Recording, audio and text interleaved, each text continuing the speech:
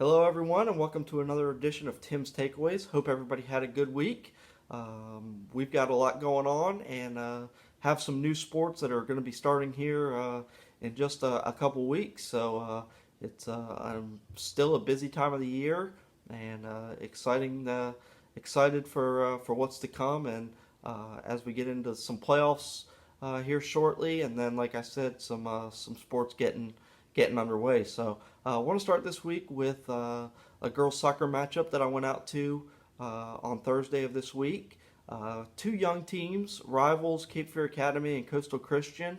I stayed for the first half, which was a really well played half, I thought, by both teams. Coastal Christian led 2-1 when I left at halftime. They tacked on another goal to win the match 3-1 and remain undefeated in the Coastal Rivers Conference. Cape Fear Academy, that was their first loss in conference play. The two will meet up again in a couple weeks over at Coastal Christian, and the outcome of that one will probably determine the conference champion. If Coastal wins again, likely that they'll clinch the regular season title. If Cape Fear Academy wins, we're probably looking at a split, both teams winning a share of the conference crown. Looking forward to seeing what both of those teams can do as we finish out the year and move on to the playoffs. Like I said, both teams are pretty young, so I think future's bright for both of them. Not sure, how far I would hope, they could win, a round or two in the playoffs and make a little bit of a run. But, I think for both teams, this year's more about experience and getting those younger girls playing time, and then maybe next year or in 2 years, making that really deep playoff run. Speaking of Cape Fear Academy, their boys lacrosse team and girls lacrosse teams are both off to great starts. The boys team was undefeated entering this week. They did suffer a loss to a 4A team, Durham Academy, but still off to a terrific start. And probably I would think the favorite maybe to come away with the state championship. It feels like they've been in the state championship for the past 3-4 years, so nothing new. Unfortunately, they've come up short more times than they've won it, but I think this could be another year where the Hurricanes can bring another state championship back to the Port City. Excited to get out to one of their matches here soon. I haven't been able to get out there and watch them play, but I will get out there, soon and be able to check them out, and then, hopefully they'll have some playoff games here in Wilmington that I'll be able to get out to. The girls, obviously, Devin Kavanaugh is one of the best players, not only in this area but in the entire state, and she's kind of been carrying that team offensively. They're off to another great start this season. Probably one of the best starts in school history, I would think, and should make some noise come playoff time. I know Devin scored 13 of the team's 17 goals earlier this week, so she's a big time prospect, and Pittsburgh's getting a really good one with her coming in next year. Switch things over to football. We just had the one game on Friday night. Obviously, if you haven't heard by now, Hoggard was supposed to play Leesville Road at home on Friday in the opening round of the 4AA playoffs, but Leesville Road had some COVID-19 precautions within their program, so they had to forfeit that game, which meant Hoggard automatically advanced to the second round. So that meant the only game this week in our area was West Brunswick. They hosted Chapel Hill. Unfortunately, I wasn't able to get out there, but I was able to watch the broadcast that ATMC TV provided, and it was a great game. Monzel Campbell, at this point you should know that name, but if you don't, what a special athlete. The West Brunswick quarterback, he's a senior. This is his first year with the program. Came over from East Columbus where he had been, and he's really just put the Trojans on his back offensively. Rushed for over 250 yards again last night. He's over 1,000 for the season. And if teams want to stack the box and try to stop the rushing attack, he can make some plays with his arm.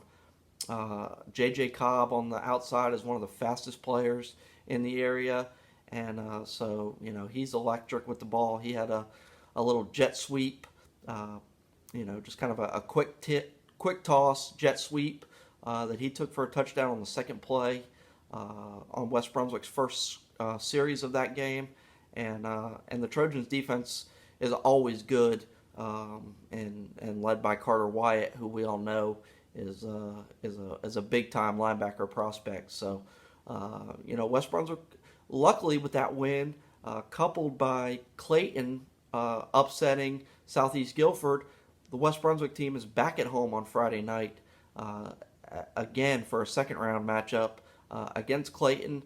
Kind of looking at the stats, and they look to be pretty similar, so I think it's going to be a really good game. I will be able to get down there this Friday night, so I'll have plenty of coverage from that game, plenty of updates, and then obviously a photo gallery and a story up on the website Friday night. Hoggard has to hit the road. They'll play at Rollsville. Rollsville's undefeated this year. They've kind of been dominating teams just like Hoggard did in this area, so I think it's another one of those really close matchups that's going to be determined by which team can keep the ball. Well, don't turn the ball over. Don't commit silly penalties. And I think I like Hoggard's balanced attack offensively. They've really been able to run the ball and throw the ball this year. So I don't think Rollsville is going to be able to go in and just say, let's take away one of the aspects. Let's take away the run game. Well, if you do that, Gabe Johnson is going to beat you with his arm. I think if they try to say, well, let's play off a little bit and not let Hoggard throw the ball all around us, well, then they've got a stable of running backs that can run the ball. So I like the Vikings' chances in that one, even though it's on the road. The only thing that concerns me is they haven't played. They'll have gone into that game not having played in 18 days. And like in other sports, it's a little easier to practice, and you don't miss that much of getting that playing time. In football, I would have liked to have seen them be out there and play and hit and see that live action, but unfortunately circumstances dictated what they were, and Hoggard hadn't been able to play since I think the 5th was the last time they played, and that was the South Brunswick game. So we'll see if that affects them at all. I don't think it will, but something to watch out for. If you missed it yesterday, I released my all Coastal Prep soccer teams. Want to congratulate Selden Baldwin and Aiden Payne, both from New Hanover, for winning the Offensive and Defensive Players of the Year. Also want to congratulate everybody else that made first and second teams. As always, these are difficult decisions.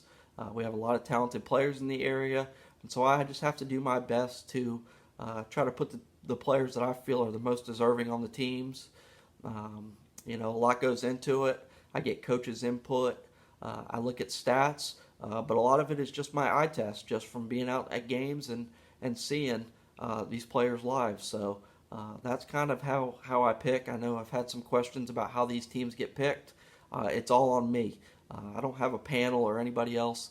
I'm the one picking the teams. So, like I said, a variety of factors go into it, but for the most part, it's just me being out there watching games and taking notes and putting the players I feel deserve to be on there.